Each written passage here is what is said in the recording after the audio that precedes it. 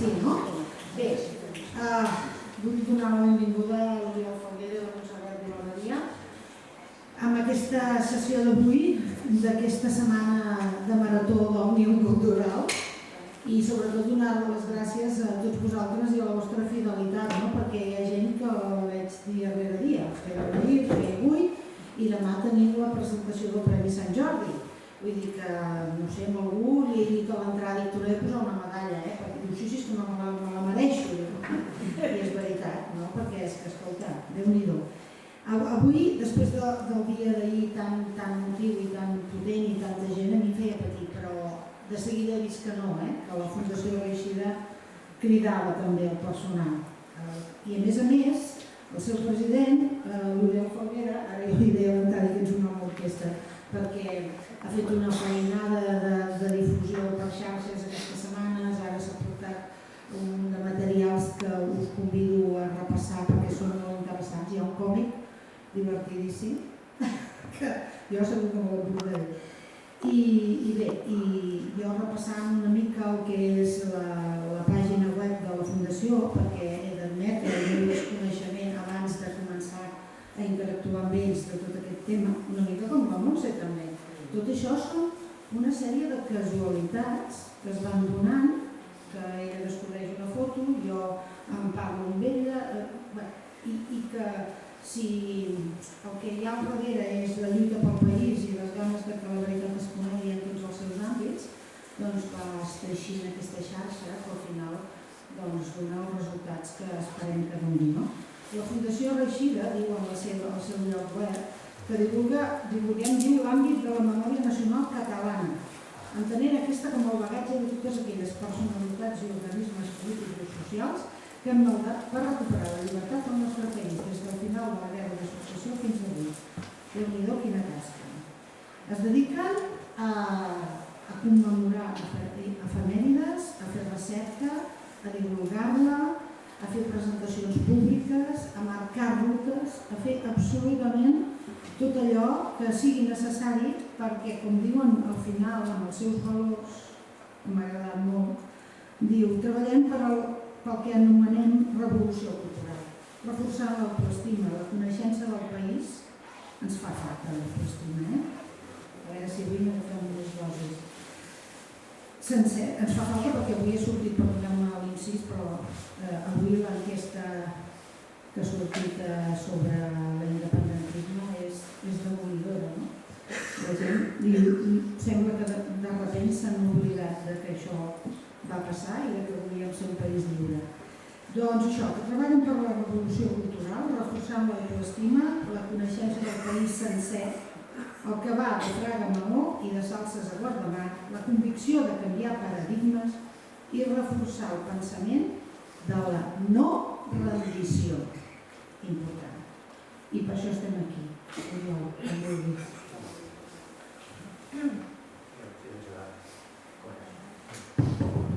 Mira, em presento.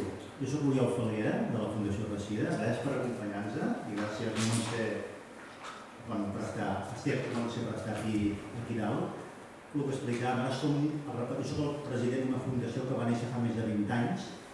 Fa 20 anys al País Basc es tancaven diaris i es torturaven els seus directors i per tant la idea era dir potser a Catalunya podia passar el mateix i per tant es va crear una fundació que defensés la llengua i la nació concreta dels països catalans. Vam tenir contacte amb aquesta fundació l'any 2008, que va ser quan vam commemorar el centenari de la bandera estelada.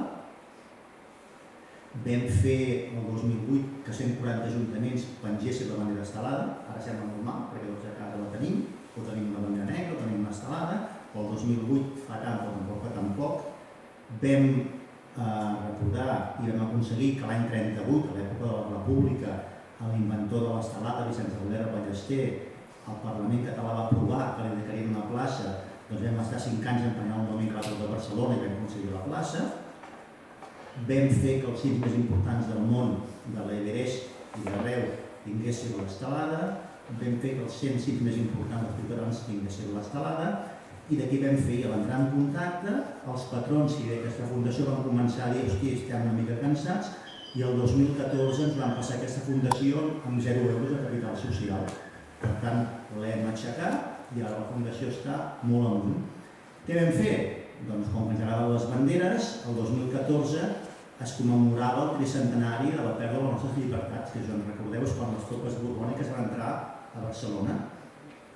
I què feia la gent? Tots recordem aquell quadre tan maco de l'Estruc, en què hi ha tots uns soldats, així uniforme, amb una creu de Sant Jordi, amb una creu de Santa Eulàlia i amb una senyera, lluitant contra els borbons, però allò és un quadre, no és mentida. El que passava una mica com les pel·lis de pirates, que la gent feia un any que ens bombardejaven a Barcelona i per tant la gent agafava sutja i agafava sang i es pintava les cares i els drapots que feien servir com a banderes eren banderes negres. Per tant, la bandera negra vol dir lluitar fins a la mort. Aquí no rendeix ningú, bandera no rendició. I per tant vam estar un any parlant amb historiadors i amb heraldistes i al Museu d'Història de Catalunya vam presentar la bandera negra. Per tant, a les mans, com veieu l'estelada, i veieu aquella bandera negra amb una X blanca i amb un estel, penseu en nosaltres perquè ja vam fer-ho nosaltres. Per tant, és la primera cosa, vam agafar un símbol de no rendició, el vam fer públic i el poble el va fer seu i el vam presentar no en un lloc qualsevol, sinó al Museu d'Història de Catalunya. Arran d'aquí què fem?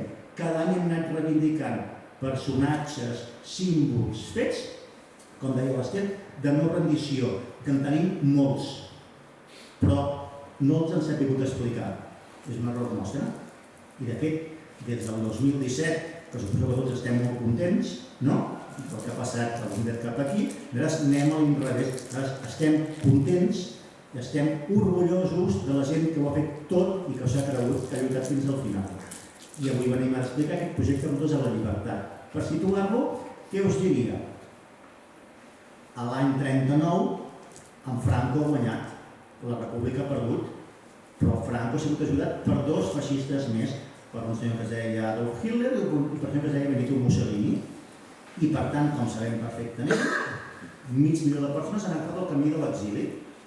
A l'agafar el camí de l'exili, l'independentisme, com sempre, està dividit. O sigui, això que passa entre Junts, Esquerra i CUP, això ja passava fa molts anys, entre dues organitzacions que es deien Estat Català i Nosaltres Sols. El pare de Montserrat era de Nosaltres Sols. Nosaltres Sols és la traducció homònima del Sinn Féin irlandès. Per tant, aquesta gent ha quedat captivada per l'aixecament de Pasqua de 1916 dels irlandesos contra l'imperi britànic i per tant diu, aquí volem fer el mateix, hem de muntar una secció política i hem de muntar una secció militar. I per tant, amb el sacrifici de la sang, guanyarem la llibertat. Per tant, què és? Tenim gent d'Estat Català, tenim gent de Nosaltres Sols, republicans espanyols, comunistes anarquistes, que camí de l'exili cap amunt, mig milió de persones i per tant, internats a camps de concentració d'Occitània a la Catalunya Nord. Doncs el que no hem sabut explicar és que, senyors i senyores, els primers de gent que s'escapen dels camps de concentració i entren a la Catalunya ocupada per Franco per lluitar contra el feixisme i per la llibertat de Catalunya no són comunistes, no són anarquistes, no són maquis, són independentistes catalans i un d'ells va ser el pare de la Montserrat. Per tant, primera cosa de no rendició. Que veiem de la foto que surt aquí a la local. Per tant, l'hem quadrat. Llavors, què ha passat? L'any 39, el que passa automàticament, com sabeu, el Hitler vol començar a reprimir els pobles jueus l'any 33. Per tant, la primera cosa que faran és que, a través de contactes que tenen, ajudaran a jueus a escapar-se dels nazis. Això durarà l'any 39 fins l'any 45. A partir de l'any 40, si us en recordeu, hi ha una data màgica, que és el 4 de maig del 40. El 4 de maig del 40, la gent d'Estat Català, Nosaltres Sols, que no se suportaven, fan un front comú, que es dirà Front Nacional de Catalunya. Res a veure amb el Le Pen, res a veure amb el Front Nacional francès. El Front Nacional de Catalunya volia dir que, com va passar al cap d'un mes a París, que els nazis van entrar a París, qualsevol nació ocupada pels nazis, la gent lluitava per la llibertat i contra el feixisme, era el Front Nacional. El Front Nacional austríac, el Front Nacional polonès, el Front Nacional del lloc que fos. Aquí vam fer el Front Nacional de Catalunya, per tant va tenir nom. Del 39 fins al 40 es diu l'organització i del 40 fins a arribar als nostres dies, ja parlarem després, s'anomenarà Front Nacional de Catalunya. Per tant, primera cosa, salvar jueus. Quan la França és ocupada la meitat pels nazis, la primera cosa que hem de fer és salvar part del govern francès. Ho van fer ells. Part del govern belga. Ho van fer ells. Els que són més granadets, que veiem a la TV3, en lloc de riure, el que passava en sèrio és que hi havia gent que eren abatuts quan bombardejaven poblacions alemanes o fàbriques nazis arreu d'Europa i per tant eren abatuts a través de xarxes de la resistència francesa a arribar a Perpinyà i parlant de Perpinyà 3 vies, o Cerdanya o Empordà o Garrotxa. La primera persona que va començar a fer la documentació falsa per aquesta gent ho va fer el pare de la Montserrat que teniu aquí.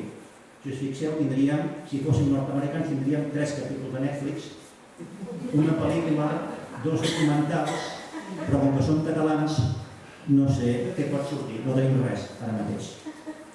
Llavors, tenim que fem activitats al Museu de l'Exili de la Jonquera, que fem activitats al Museu d'Història amb els cònsols d'Israel, dels Estats Units, d'Anglaterra, de França, de Polònia, que ho presentem a París, que ho presentem a Londres i el nostre govern ens faci camí d'estudiat.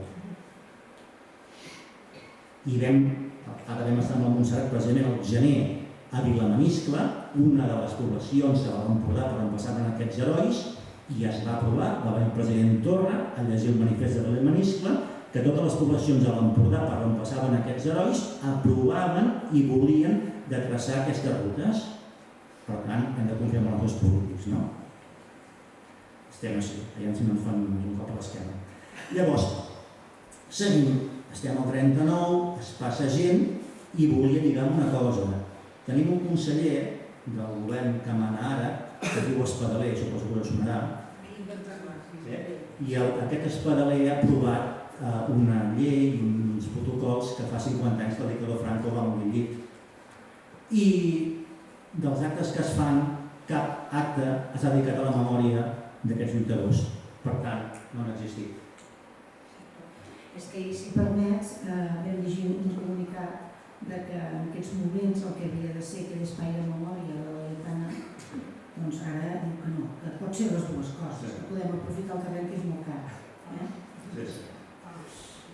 Llavors, estem així. Aquesta gent no només feia, no només passaven gent per la frontera. Passaven gent per la frontera per què? Perquè ells esperaven que les tropes aliades guanyessin, el feixisme fos derrotat i, per tant, a l'igual que va passar la Primera Guerra Mundial, que el president nord-americà Woodrow Wilson va fer servir els seus 14 punts per fer sortir nacions noves arreu d'Europa, passés el mateix. Per això, diguéssim, si guanyen els aliats, haurem salvat vides, haurem matat la democràcia, haurem derrotat el feixisme i, per tant, el plet català estarà a la palestra i, per tant, podem anar així. De fet, gent lligada al Front Nacional de Catalunya, l'any 45, el 23 d'abril de l'any 45, van presentar a les Nacions Unides, quan encara eren a San Francisco, no a Nova York, l'apel·lació a les Nacions Unides. I això ho feien també aquesta gent. Per tant, tenim gent que estan a Nova York l'any 45 fent això. Tenim gent per la frontera salvant vides. Tenim gent fent documentació falsa. Tenim gent que fan accions contra el règim. Això que deia, per exemple, als anys de la mort del Franco. A l'any 43 hi ha la caiguda de 80 militants del Front Nacional de Catalunya. Pas mal. 80. Però sempre és el PSUC que ho ha fet tot. I el PSUC ha fet coses. Però en aquella època érem nosaltres, diguéssim. Era passar tota la documentació de totes les fortificacions que hi havia arreu, des de Catalunya fins a arribar al sud de l'Estat, on es poguessin fer on hi haguessin fàbriques d'armament, on hi haguessin ports, on hi haguessin vaixells, per exemple, dels nazis, o per exemple, ports amb coses franquistes, per exemple, allà. Era passar aquesta comunicació i fer-la arribar a Londres per tal de fer les accions pertinents. Això avança i avança, i com dividiríem? D'una forma molt fàcil. Es divideix que a l'any 45 el Mussolini el pengen de cap per avall, el Hitler es tot un tret i el Franco segueix tan panxo. Segueix tan panxo i també es divideix amb la sort d'aquests resistents. Els resistents que es van quedar van passar a la Catalunya Nord. Totes les autoritats, per tant vol dir Israel, Estats Units, Regne Unit, Polònia, van condecorar aquests herois. La gent que es va quedar a la part principatina, a l'any presó, van estar a presó fins l'any 52. Per tant, que és també important la cosa que deien que tota aquesta gent quan comença a entrar del 39 cap aquí veure la gran diferència. A dalt, al nord, la gent està embarallats, perquè si jo nosaltres sols hagués estat català havíem quedat més guapo, però en canvi què ha passat? La gent que ja és molt jove i veu una Catalunya que fa por, una Catalunya on des del 39 fins al 52, fins al Congrés Eucarístic, cada dia s'agafa gent i al Camp de la Bota s'executa gent, dones que tenim aquí reunides. La primera dona que va executar al Camp de la Bota no era una militant anarquista, no era una militant comunista, era una dona independentista, com havia de ser, perquè la primera dona havia de ser independentista, que s'ha sent. Llavors, per tant, què es representa? Aquesta ruta de la llibertat és explicar el contrari del que ens han volgut explicar, que és hem d'explicar l'exili, sí, els exilis són, hem d'ajudar la gent que ve d'arreu, que ve dels exilis. Per exemple, ahir érem amb la Montserrat el Festival Impacte de Drets Humans, on a través d'una productora francesa i una productora catalana s'ha fet un documental que parlen d'exili, la frontera, etc., tot el que passa, però important, aquesta productora francesa el que més ha flipat és amb les seves famílies. Ells sabien presència francesa, ells sabien antifeixisme, però no sabien punts catalans. I per tant ens explicava el director, aquests, els pares de la Montserrat, el pare de l'Aleix, aquests que van passar, aquests 4 primers que van passar, són els migrants d'avui. Per tant, això s'hauria de saber, si fóssim un país normal, se sabria. Llavors, per tant, què és? És important de reivindicar aquesta memòria d'aquests lluitadors i lluitadores. I important, això que deia jo, dones, també hi havia dones. Jo som molt avorrits, hi ha d'haver dones perquè això funcioni. I per tant vol dir que entre tot aquestes rutes de la llibertat podríem situar a la filla de l'últim alcalde de la República de Figueres, que aquesta dona, la Roda Soler, era membre de la resistència francesa i el seu marit era Front Nacional de Catalunya. Per tant, que és una amagava els jueus o els soldats aliats que estaven amagats a casa seva, l'altra qui els passava. Per tant, aquí hi havia. O més, per exemple, una parella d'artistes, Manel Viusà i Gertrudis Galí, que primer va començar per la Montserrat a fer la documentació falsa per tota aquesta gent que s'havien de salvar, i llavors són la parella de Viusà i Galí, una parella d'artistes que són els que faran la documentació falsa per la gent que s'ha de salvar. Per tant, tenim també la Gertrudis Galí, que cada dia un d'aquests torturadors de Vilayetana, el Creix, anava a Terrassa on vivien, a ese hijo de puta de tu marido lo vamos a matar. Perquè clar, la dona tenia que estar a casa fregant, no tenia prou nivell per fer altres coses, diguéssim, no? Per tant, podia insultar el seu marit, però la dona teòricament no havia de fer res. O sigui, per tant, important que sempre hi heu sigut dones d'aquí. I per tant, així van començar a fer accions. Aquí, per exemple, veieu la primera documentació, el primer full editat com el Front Nacional de Catalunya, que és l'any 44, en què reivindica que fa 4 anys el president Companys ha sigut executat. O, per exemple, si veieu, això és el Port Olímpic, això és importantíssim, és una acció que es fa l'any 11 de setembre també del 44, això és el Port de Barcelona, per tant, quan hi ha aquells vaixells tan picos que hi ha aquí aparcats al Port de Barcelona, doncs veureu que hi ha la torre que encara existeix i veureu que amb el que arriba de Montjuïc cap aquí van penjar una bandera. Realment, això és un imperi franquista i una bandera catalana. Com la van fer aquesta bandera catalana?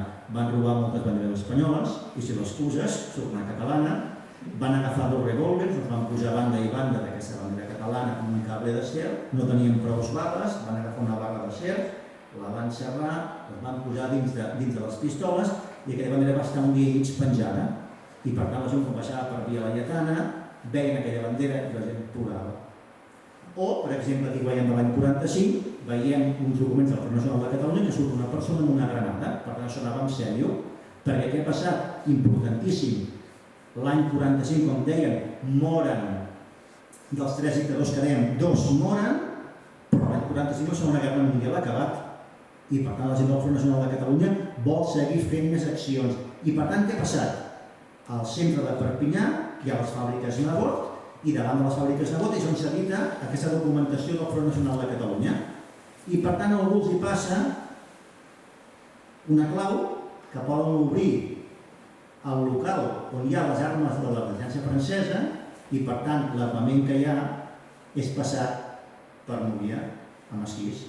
I per tant aquestes armes arriben al Baix Llobregat al cap de 3 dies i per tant tenim al Baix Llobregat gent entrenant-se per dir anem a fer un cop d'efecte important. En tant mala sort que ens passa als catalans que al cap de pocs mesos la secció militar del front, precisament en un partit del Barça, han de posar una gran estelada que es desembolicarà, els enganxa un sereno, són detinguts, torturats, presó i per tant del 40 al 52. Això que veiem aquestes imatges, per exemple, són els títols que els hi va donar doncs, el govern francès, el govern britànic de la seva Reial Altesa, etc. Llavors, important, i és acabar aquí, no? De dir, és important recuperar aquestes arrels, aquesta memòria, i com estem des de la unitat, és aquest orgull. Per tant, arrels, memòria i orgull. Visca Catalunya lliure.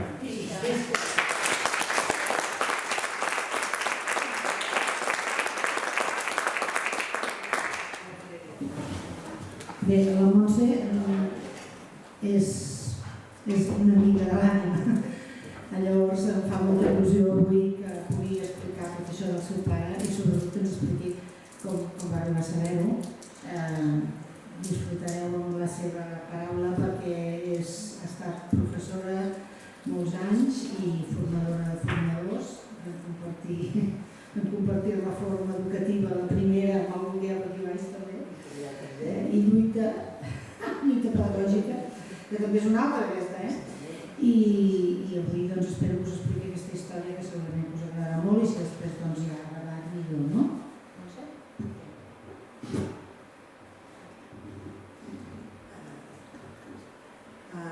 Sí, a mi el que m'agradaria és que després em preguntéssiu el que vulgueu. El que passa és que jo fa molt poc temps que sé aquesta part de la vida del meu pare, per tant, tinc moltes llacunes encara per acabar de complir i llavors hi haurà segurament algunes coses que jo no us podré respondre. Però vosaltres pregunteu i després ja veurem què passa. Jo voldria agrair la feinada que està fent l'Oriol, perquè sense ell realment jo no estaria aquí, no sabria res d'aquesta part de la vida del meu pare. En una de les xerrades que es van organitzar sobre les rutes de la llibertat a Santa Coloma de Cervelló, Santa Coloma de Cervelló està al costat de la Colònia Güell, que és més famosa, per situar-lo, està al Baix Llobregat. I la Colònia Güell és el lloc on va néixer tot aquest grup de gent, és el bressol realment de nosaltres sols. I de fet el grup primer aquest de la resistència tots són de la Colònia Güell. I allà és on viu el meu fill. Llavors jo vaig veure una fotografia, aquella que heu vist assenyalada, la foto del pare, és una fotografia del casori d'un d'ells. I vaig veure aquesta fotografia publicada que donava una mica la convocatòria de la xerrada de les rutes de la llibertat. I vaig demanar al meu fill gran que anés a veure què deia, si tenia alguna cosa a veure amb el seu art. I no cal que us digui el xoc emocional que va ser quan em va telefonar i em va explicar tot el que havia fet l'avi, que és el meu pare, i del que no en sabíem absolutament res. És a dir, sí sabíem moltes coses, però sempre ho explicava de manera molt lleugera. Per tant, no sabíem la seriositat ni la valentia que va posar en marxa quan va fer tot el que va arribar a fer i que encara estic descobrint. Això va passar fa un parell d'anys, per situar-vos. Per tant, temporalment encara tinc molta feina a fer. Li vull agrair al Oriol perquè va ser gràcies a ell que ens va posar en contacte amb aquesta part, amb historiadors i gent que en sap molt i que m'està ajudant a trobar molta documentació del meu pare, que va escriure molt, gràcies a ell. I també a l'Ester, senyor Zacarías, que ens hagi convidat, perquè crec que ara som vosaltres aquesta veu, som ara nosaltres les seves veus, ells no hi són, per tant ens toca a nosaltres no callar. Si us heu fixat aquí a la pantalla tenim una frase que diu tornarem quan es fongui la neu del Canigó. Aquesta és una frase que és recurrent sobretot a l'inici del seu exili. I serà una frase que l'ajudarà a mantenir-se en peu. El pare neix el 1916 a la Colònia Güell, el que us dic, que és el bressol d'aquest grup de gent. Ell hereta dels seus pares, ell ve d'una família de pagesos, d'un poble d'aquí per l'Espluga de Francolí, de la Conca de Barberà. Són una família com moltes d'altres, de pagesos, que es veuen obligats a exiliar-se pel tema de la filoxera. I en aquest recorregut se'n van a treballar a la colònia tèxtil de la Colònia Güell i allà és on neix el meu pare, a l'agost del 1916. Ell hereta dels seus pares aquesta resiliència, aquesta cultura de l'esforç, aquesta filosofia de no defallir mai que tenen els pagesos. I això ajuntat amb uns mestres republicans molt nomenats conformen un caràcter realment molt valent, molt resilient, molt potent, no només d'ell, sinó de tota aquesta colla. Però ell té un esperit artístic que és, ell ja us ho ha dit, que una de les seves habilitats, que és el dibuix, és el que permetrà que falsifiqui molts conduïts, però ell també té molta passió per la música i de fet anava caminant amb 8 anys de la Colònia Güell a Barcelona per rebre classes del mestre Millet, no el del músic, no, dic per no confondre, em sembla que era el pare. Per tant, era una persona molt voluntariosa. Quan volia una cosa, ja de molt jove, de molt petit, ja tenia molt clar que havia de fer-se, que s'havia d'esforçar per poder-ho aconseguir. De molt jove ja entra a formar part d'aquest grup que l'Oriol us ha presentat com el Sinn Féin català, que és el de Nosaltres Sols. El seu fundador va ser el Daniel Cardona, que era de Sant Just. I Sant Just i la Colònia Güell estan molt propers, de manera que clar, es van anar fent un grup molt potent.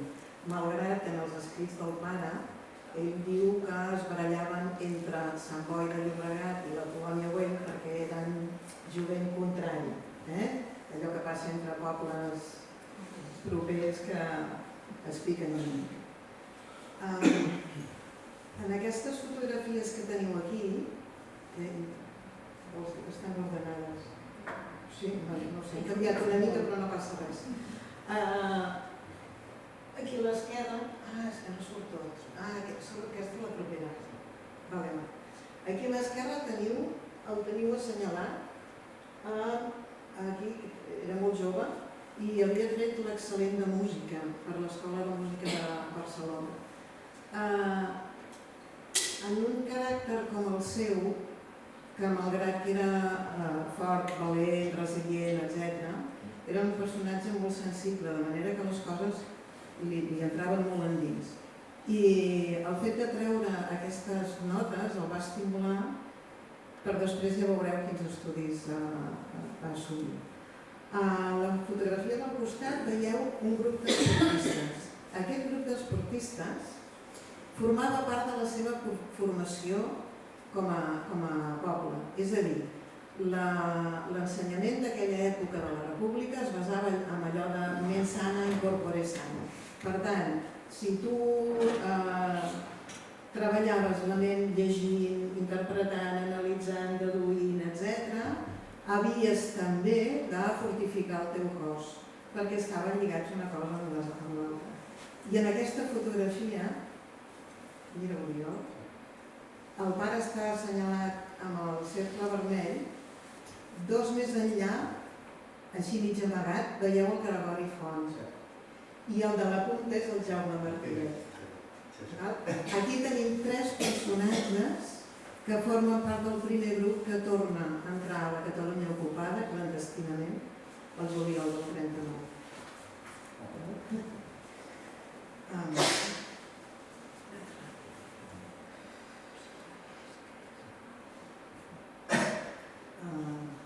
Això és la guerra.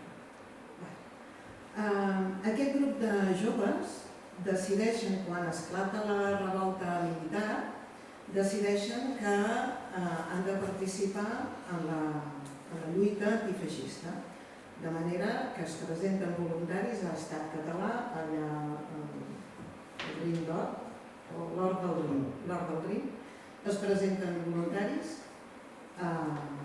per col·laborar com a exèrcit republicà. I es presenten també voluntaris per anar al desembarcament de Mallorca. Allò és una experiència horrorosa, és horrorosa el que descriu el pare en els seus escrits, és una cosa que posa els pèls de punta. I quan tornen, que la tornada també és curiosa perquè s'han de revoltar contra el capità, etc., perquè ja els volien portar a Granada o a Màlaga, i van dir que no. Quan tornen decideixen, tots ells, el grup de la Colònia Güell que havien estat a Mallorca, alguns no van tornar, d'altres van tornar ferits i van morir a la colònia, però els que van quedar van decidir apuntar-se a l'Escola Popular de Guerra de la Generalitat de Catalunya, perquè van decidir que els comandaments de l'exèrcit republicà que els havien malmenat a Mallorca havien malgastat les seves vides, les seves il·lusions i fins i tot les armes i el temps. Allò era una pèrdua per molt mala organització. Ell surt d'allà com a oficial d'artilleria i és destinat al front d'Aragó. Les fotografies que teniu aquí són precisament del front d'Aragó. És el Tux, és tota la batalla de Chite, de Tux, Lézera, tota aquella zona d'allà. Però ja sabeu que el front d'Aragó el perd i llavors ell és destinat, això fa molt poc ho sé, a la defensa del port de Barcelona. I perden també a Barcelona i llavors ell decideix anar a buscar els seus companys de la colònia a Portbou. Ell té un cotxe com a oficial d'artilleria i se'n va a buscar els seus amics a Portbou. Es troben, no tots, però es troben amb el Gregori, es troben amb el Jaume, el Josep, espero que ho tenien apuntat. Es troben el Jaume, Gregori Font, Ramon Pallarès, Josep Serra i ell com a conductor. Llavors recullen totes les armes que portaven a sobre i marxen camí cap a la frontera. Abans d'arribar a la frontera, però, decideixen entrar sense les armes i amagar-les, per si d'aquests algun dia tornessin i les haguessin de necessitar. Mentre estan a punt d'entrar a França, passar la frontera,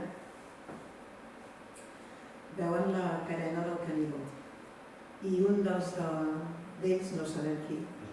El Jaume? No, el Jaume és el que contesta. Però un pregunta quan tornarem a casa i el Jaume contesta tornarem quan es fongui la neu del Canigó. Per això és aquella frase que us he dit al principi que li dona valor, que li dona estímul al pare per seguir lluitant esperant que es fongués la neu del Canigó. Passen la frontera, ell és obligat a anar a deixar el cotxe en un cementiri de cotxes i se l'emporten cap a Argelers i els separen dels seus amics que els fan deixar el cotxe abans i van al camp de Sant Cebrià i després d'Àquila. El seu pas pel camp de concentració és brutal.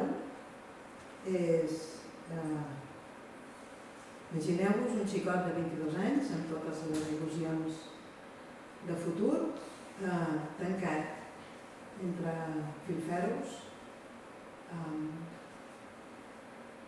veient la deshumanització en què es veu allà la convivència. Ell va entrar just acabat d'estrenar el camp, per tant no hi havia latrines, no hi havia cabanes, no hi havia absolutament res, era la platja pelada, absolutament pelada. I ell per dormir es feia un forat a la sorra i amb el capó de militar es tapava. Estaven molt desesperats. Tant és així que també fa molt poc he descobert que havia demanat asili a l'ambaixada mexicana. Perquè l'ambaixada mexicana va ajudar molta gent dels nostres a marxar cap a Mèxic. I el va demanar que sigui això, acollit a Mèxic. Una de les raons era que un dels seus germans, que era claretià, era el capellà claretià, estava a Mèxic. Un parèntesi. El seu germà, el Miquel, una mica més gran que ell, havia marxat, un cop es va ordenar com a claretià, va marxar a Mèxic per lluitar al costat de Pancho Villa. Igual això ja venia de família. Déu-n'hi-do, 5 germans, no? Sí, ja dic que sí. Bé, dit això, els papers no arriben, el pare no aguanta més, passa molta gana, molt de fred, moltes penúries i decideix escapar-se. S'escapa d'Argelers, va fins a Perpinyà, caminant, amagant-se, mig malalt, mort de gana, fet un desastre, i arriba a la casa d'una tieta, la germana de la seva mare, també era de l'Espluga de Francolí, però s'havia casat i estava allà vivint, normal. I dic amagant-se perquè a Perpinyà, en aquella època, hi havia cartells que posaven, molt grans, posava prohibit donar de menjar als refugiats espanyols. El meu pare era espanyol. Prohibit amagar refugiats espanyols. Per tant, si enganxaven a la seva família, haguessin tingut molts problemes. Per tant, molt valents també la seva família d'amagar-lo, de curar-lo, d'alimentar-lo, etc. La fotografia que veieu aquí, el Jordi Aroles va dir que semblava el Pedrego, és del dia que va arribar a casa de la seva família. I aquesta és la seva lletra, que estava als revers de la fotografia, que diu: a casa, alegria, l'entrada triomfal, 24 de març de 1939. Ell s'hagués pogut quedar allà perfectament, la família li va aconseguir el seu conduit francès, s'hagués pogut quedar, però el seu esperit de lluita no estava conforme, de manera que ell va sentir la necessitat de seguir lluitant per la seva terra i per tant va buscar tots els recursos que va tenir a la seva mà per posar-se en contacte amb els seus amics de la colònia que estaven al Camp d'Arta. Va començar a establir contactes prioritàriament a través de cartes, etc. I va coincidir precisament que era el mateix moment en què el Daniel Cardona, el fundador de Nosaltres Sols, també estava exiliat a Perpinyà. De manera que es posen en contacte i decideixen, malgrat que el Daniel Cardona no hi està gens d'acord, decideixen que cal tornar a entrar a la Catalunya ocupada per Franco. El Daniel s'hi oposa bastant, però no té prou fortalesa per anar en contra de la joventut i la valentia d'aquell grup de gent de la colònia Güell i decideixen formar un grup de 6 persones, un escamot de 6, tots eren militars, per això dic escamot, de 6 persones que travessarien la frontera. Prèviament el Gregori Font fa una incursió per averiguar quins eren els camins més segurs, quines eren les masies, els masos afins o quins no, quins tenien gossos, com per exemple a Tarragona, que els va portar més d'un problema aquell gos, on hi havia les casernes de la Guàrdia Civil, és a dir, situar una mica quina era ruta més bona per poder entrar a la Catalunya ocupada sense ser descoberts.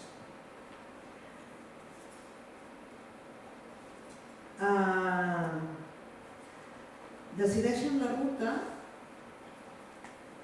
malgrat que el Daniel Cardona no vol, perquè era un moment en què la Gestapo s'estava instal·lant pel Pirineu, estava ple de gendarmes pro-vichy, que eren pro-nazis, hi havia la Guàrdia Civil amb moltes casernes per tota aquesta zona del Pirineu i hi havia la policia espanyola absolutament franquista amb les ganes d'enganxar-los brutals. Per tant, la ruta s'havia de buscar d'una manera molt específica perquè era molt complicada de poder-se'n sortir.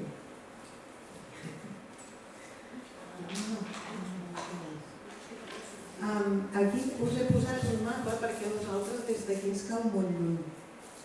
I la gent que viu per allà a l'Empordà els hi sona més, però des d'aquí realment ens queda molt lluny. A dalt de tot teniu Argelers, i no sé si es veu, no he portat el... A dalt de tot teniu Argelers, doncs molt més amunt està Perpinyà. Situeu-vos, amagant sortir de Magatotis d'Argelers, amb tots aquells senegalesos muntats a cavalls, perseguint, etc. Arribar a Perpinyà, que és uns 24 quilòmetres més amunt, a peu, recuperar-se, anar a Sant Cebrià sense salconduits ni sense res per buscar els teus amics que encara estan més amunt i decidir tornar a Catalunya que està a baix. La ruta que decideixen agafar és més o menys la que teniu aquí amb els rectangles vermells. Decideixen anar de Perpinyà a Banyuls en tren, llavors de Banyuls sortir ja caminant. Ja surten caminant, passant per tot el coll de Banyuls o tot el massís de l'Albera i passar pel Mas Tarragona, que precisament hem conegut els familiars hereus de... Era un mas molt potent en aquell moment, que tenia molta vida i que subministrava de carn i verdures de la gent més propera i que ara està absolutament abandonat. I passaven per Molinars així de trasquilló perquè la Guàrdia Civil, que tenia allà una caserna, no els enganxés i anaven segons la situació, doncs arriben a Ministre o a Rabós o directament a Llançà. I la idea era, des de Llançà, marxem en tren fins a Figueres o... Si us fixeu, tenien molt més a prop Cervera de la Marenda o bé Portbou. Però clar, aquestes dues poblacions són frontereres, estan plenes, ara, avui en dia, estan plenes de policia, doncs en aquell moment encara molt més, de manera que era impossible d'anar-hi. Colera era una altra població que els hi hagués anat molt bé perquè és la zona costanera, per tant el Pirineu és més baix i no té tant de formació física per suportar la llarga caminada. Però Colera en aquell moment era un poblet de mariner, molt poc poblat, hi havia molt poca població, de manera que clar, si haguessin entrat 6 individus com ells, gent de fora, de seguida haguessin estat identificats. I era molt perillosa la relació en aquells moments. De manera que agafen aquesta ruta, us ensenyaré dues fotografies que ens ha deixat el Jordi Rodó, només perquè us feu una idea de paisatge. La fotografia està presa des de dalt de tot de la carena de l'Albera. El primer cercle que veieu és Mas Tarragona i l'últim de tot és Molinars. De manera que Colera quedaria a l'esquerra, aquesta part. D'acord? I aquesta és la mateixa però vista a l'enrevés. És una fotografia presa des de l'antiga caserna de la Guàrdia Civil. En primer terme teniu Molinars i l'últim de tot, en aquell puntet petitet que teniu al cercle vermell, és Mas Tarragona. I l'altra fotografia encara pujava més amunt, que era la ruta tot de la carena del Montblanc.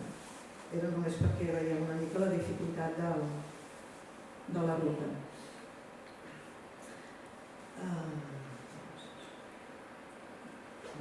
Formen aquest escamot de 6 components, que són el Jaume Martínez, Ramon Ballarès, Gregori Font, Pere Vendrell, Joan Josep Ferrer i el meu pare, Francesc Vilà, i pugen fins a dalt de tot a la carena.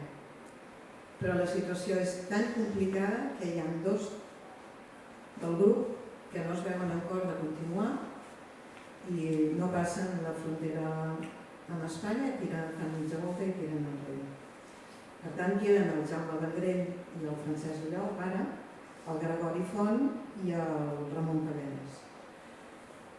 Vista la dificultat i la perillositat, decideixen dividir-se en 2 grups, 2 parelles. Era més difícil llavors enxampar-los. El pare i el Jaume passen moltes vicissituds fins que poden arribar a Figueres, que per cert hi han d'anar a caminar perquè han de saltar del tren perquè la policia els persegueix, el que deia de Netflix, pel·lícula, que és cert, i així estableixen la ruta que durant molts anys faran servir prioritàriament la gent de Nosaltres Sols i Estat Català. El seu objectiu de tornar a la Catalunya ocupada era un objectiu polític, és a dir, ells volien tornar i van tornar el 27 de juliol del 39, quan ja no hi havia neu al Canigó, van tornar perquè volien organitzar la resistència a Barcelona. Durant la guerra, tots els moviments catalanistes s'havien anat disgregant i ells tenien la intenció de tornar-los a reunir. Arriben doncs a Barcelona el 27 de juliol del 39, comencen amagats, lògicament, a la casa de la Montserrat Bernades probablement, i altres amics, comencen a contactar amb la gent que durant la guerra s'havia desperdigat, no sé si es diu així en català, que cada un ha anat pel seu costat, i aconsegueixen reunir-los i formen un comitè d'acció que ells anomenaran l'organització que ja us n'ha parlat de l'Oriol, que després més tard serà el Front Nacional de Catalunya.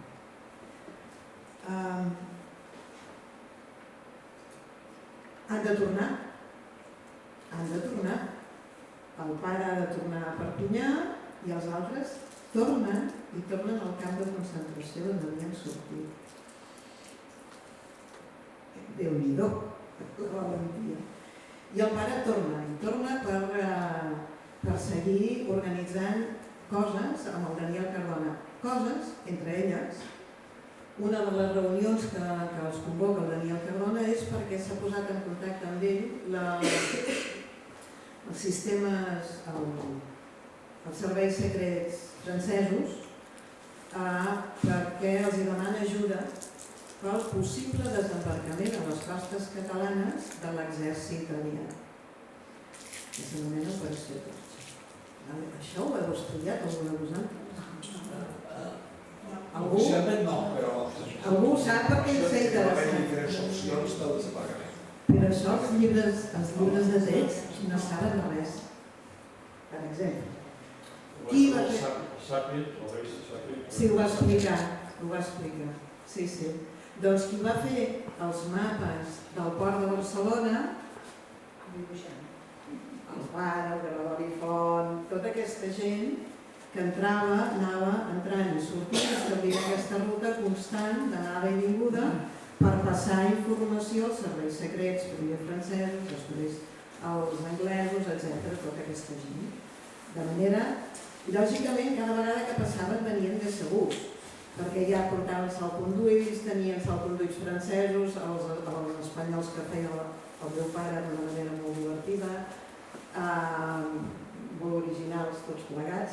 La veritat és que tenien una inventiva brutal. I un cop van anar establint aquesta ruta que els permetia no només fer aquesta lluita de resistència, sinó que cada vegada que feien el pas, els serveis secrets els demanaven que passessin gent. Nosaltres els diem passadors perquè ajudaven a passar gent. Però realment ells no eren passadors, ells eren guerrillers, perquè ells feien aquesta ruta no només per humanitat i per ajudar gent, sinó per fer la resistència política. Ells no van cobrar mai res per passar la gent. Els passadors cobraven, molts d'ells cobraven, perquè vivien d'això. Ells no, o sigui, per poder pagar la seva tasca, algunes vegades s'havien de posar a treballar. El meu pare va estar treballant 2 mesos de mecànic, ell no tenia ni idea de mecànica, però havien de guanyar-se 4 duros per poder mantenir això, per poder comprar espardenyes per la gent que començava a caminar per la muntanya sense la sabata adequada, comprar roba, menjar, etc. Tot això ho tenien els seus amagatalls pels diferents llocs del Pirineu.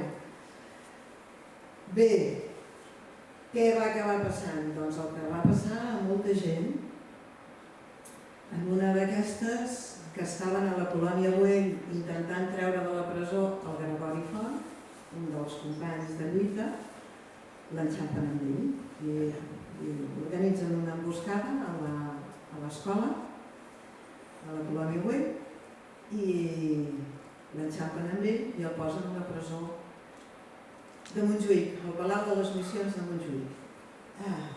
Respiro perquè era una presó militar. Ja us podeu imaginar el que va haver de passar al pobre pare. La primera persona que el visita és la Montserrat Bernades, que l'havia amagat tantes i tantes vegades, per saber si havia dit alguna cosa que comprometia l'organització. I no havia dit res, de res. Només diu que va dir, donava la seva adreça.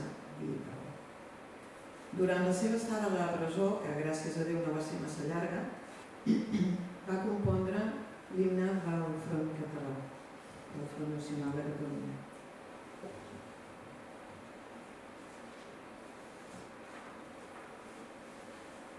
És que us diré una part de la lletra que és molt impactant. Diu, som germans catalans, hem prevalgut i en l'advers la unitat havent forjat, sobre barres de sang portant l'encuny del treball, força, seny i llibertat. I segueix, Com que és un bon Jan, violinista, ja us he dit, i per tant tocava el violí a missa, a la presó, una persona molt culta, per tant donava classes, ensenyava,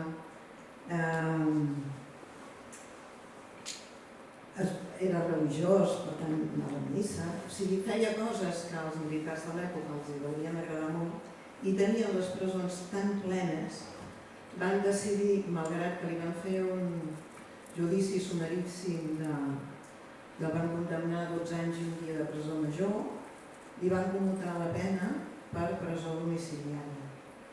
Això li va permetre reemprendre totes les seves activitats culturals. La seva lluita de resistència es va quedar en la mera clandestinitat. De totes maneres, jo no sé com va anar, no tinc prou documentació encara, però vaig retrobar encara que als anys 80 i tants estava venent butlletes del Front Nacional de Catalunya per recaptar diners. És a dir, que molt quiet no es devia quedar.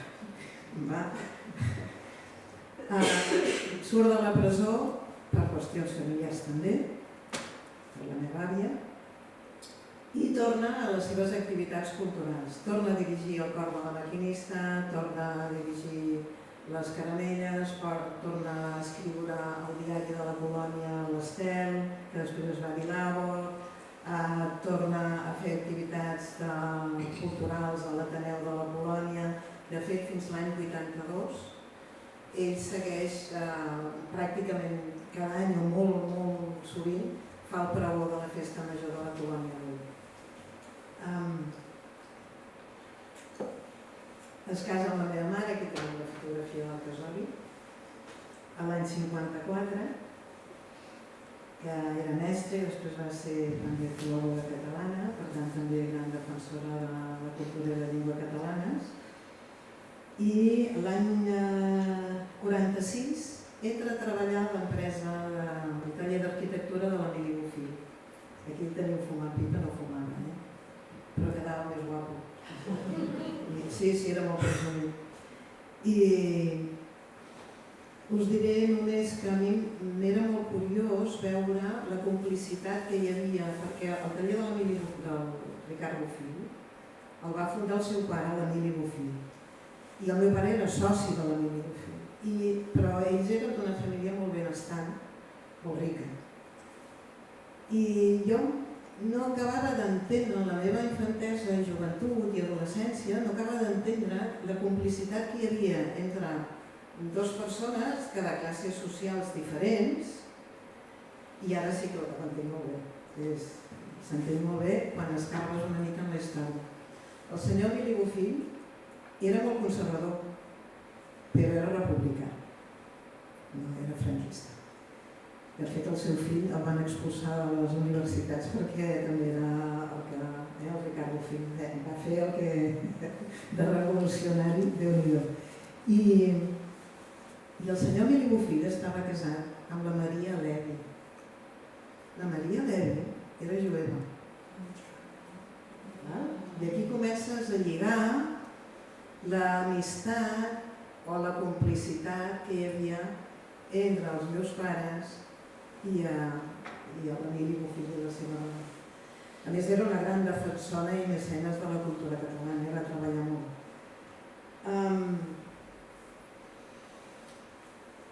Malgrat la duresa d'aquesta part de la postguerra, de la part de la resistència, de la part aquesta de la joventut frustrada del pare, és una duresa plena d'il·lusió, perquè ell va perdre la guerra, però mai va ser un vençut, no el van vèncer mai. Sempre va lluitar. Per això s'anomena les rutes de la llibertat, són rutes d'il·lusió, perquè ells, malgrat tenir tot en contra, van seguir lluitant. Ell, malgrat això, que no ens ho va explicar mai, era una persona absolutament afable, alegre, molt amic dels seus amics, i va morir el 27 d'abril del 1986, fa molts anys, però la majoria ho sap, amb totes les seves conviccions absolutament intactes. El que a mi em sap greu és que realment no se li reconegui ni a ell ni a gent que, com ell, van retornar a l'infern per lluitar per les nostres llibertats. Moltes gràcies per haver vingut.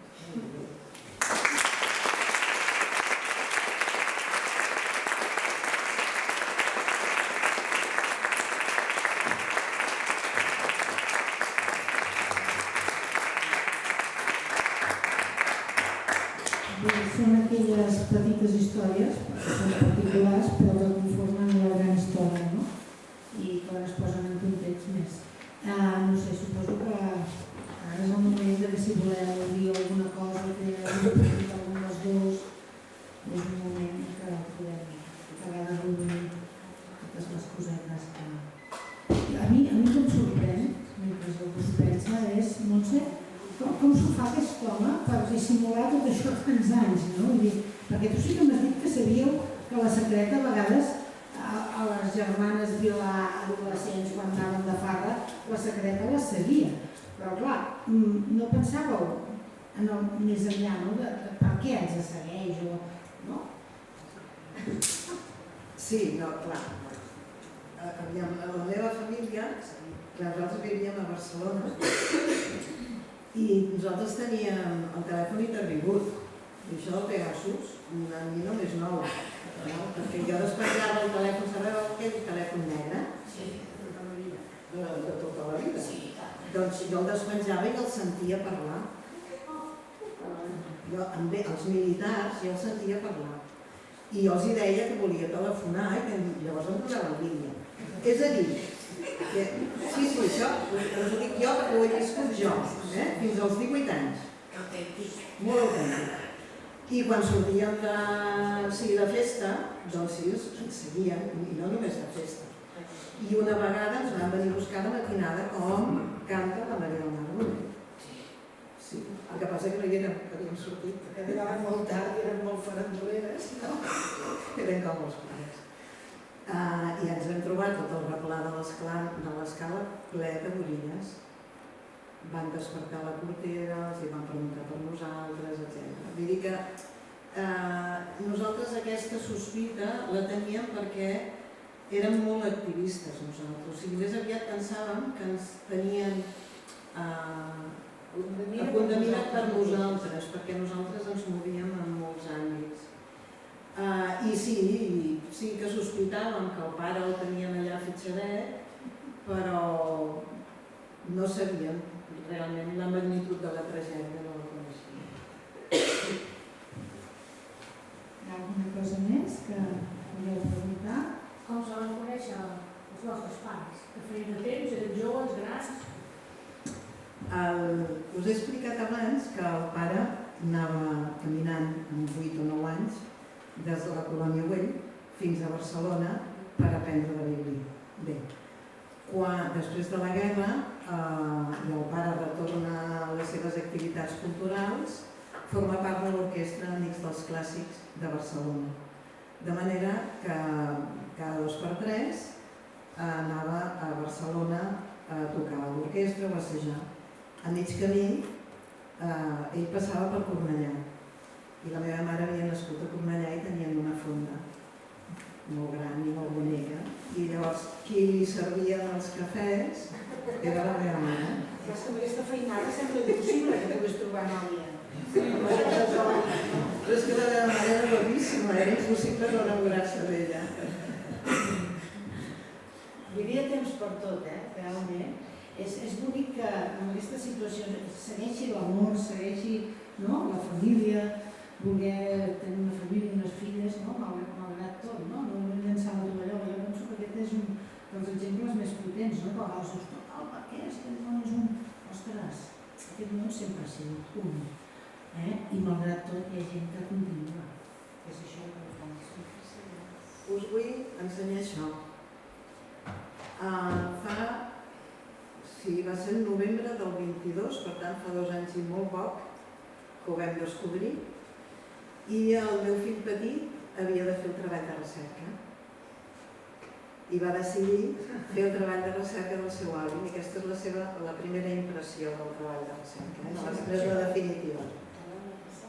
Aquest és el dibuix que es va fer a dins de la presó, és un autoretrat del meu pare, se'l va fer ell mateix. L'any 42. Això dona esperança. El seu, em sap greu dir-ho, però el seu tutor de treball de recerca, historiador, no n'havia sentit que parlar mai de la ruta de l'Albeu. No sabia res. Per ell va ser una descoberta. Per això no hem de creure. Però ara ja ho sé.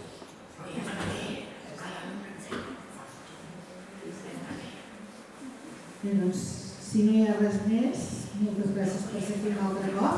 Demà us presentarem el Premi Sant Jordi, si encara teniu valor i força per tornar a dir. Hi ha una pregunta, sí?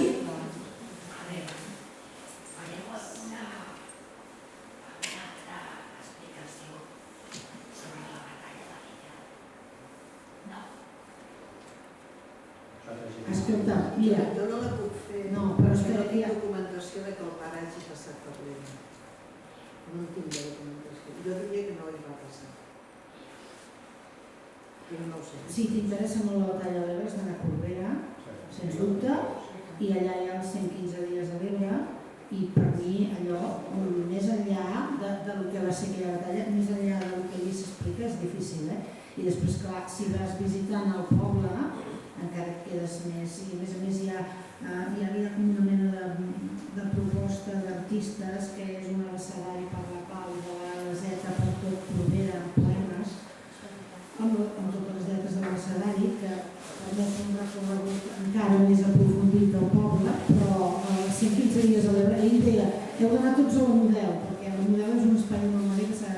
que s'han de visitar els espais de memòria, i no un cop, 2, 3 i 4, perquè si no la perdem la memòria. Doncs Corbera, aquest espai és realment un espai preciós.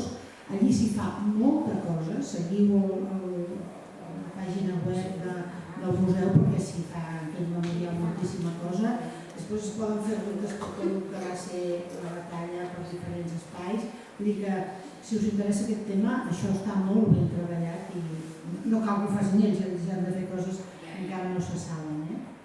Sí que volia dir una cosa, perdoneu, i així tanquem l'acte, que és que feu el favor de les taretes per aquí, entreu a la web de la Xira, podeu estar entre 5 dies i mirar el contingut perquè és inacabable, però és molt important que piqueu la segona posició per l'esquerra d'aquí dalt que posa col·labora. Sí. D'acord? I us explico, els que estem aquí tenim només un avantatge de pertànyer al Regne d'Espanya, només una, que és que si feu una fundació que és la nostra, d'acord, el 80% del que doneu surt retorn a la declaració de renta i com que estem al cens en un català ens retorna el 15%. Per tant, vol dir que venir, en aquest cas meu, de Girona cap aquí, d'acord, pagueu 50 euros l'any i només us costem 2,5 euros. Per tant, per 2,5 euros, la Montserrat ha vingut aquí, ha explicat, hem fet una parada a la mar de Benparida, us hem explicat que era de la Xira i per tant, si voleu col·laborar, estarem molt agraïts. D'acord? 50 euros, 2,5 euros. 100 euros, 5 euros. Hem après moltes coses. Tota aquesta cosa important, el més important d'aquí, que és ara que des del 2007 la gent pot estar emprenyada i a casa agafen el mòbil i tiren bilis contra el resto de gent, ells podien fer el mateix. Era el 39, el 40, tota Europa ocupada pels nazis. Podien triar no fer res o agafar l'opció més difícil, ells la van fer. Per tant, és important de fer això, de recolzar aquesta cosa. No podem estar en la llet, no podem estar enfadats, hem d'anar-hi, anar-hi i anar-hi, fins a la victòria final. Energia cap a lo positiu.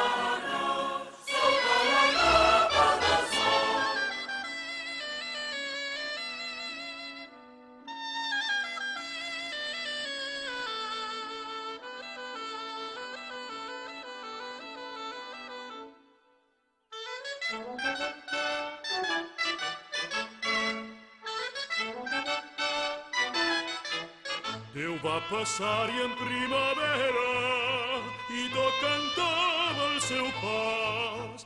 Canta la terra encara entera i canta que cantaràs. Canta l'ocell i la plata, canta la lluna i el sol. Tot treballant la dona canta i canta a peu del bressol.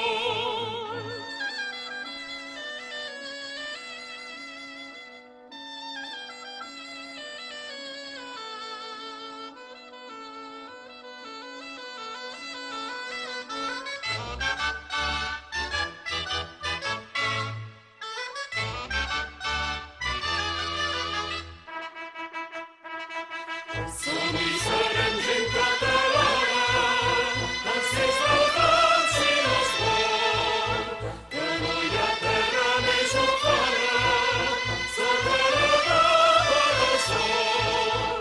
I cantarem el passat mai passat. I junts dins la serra en serra,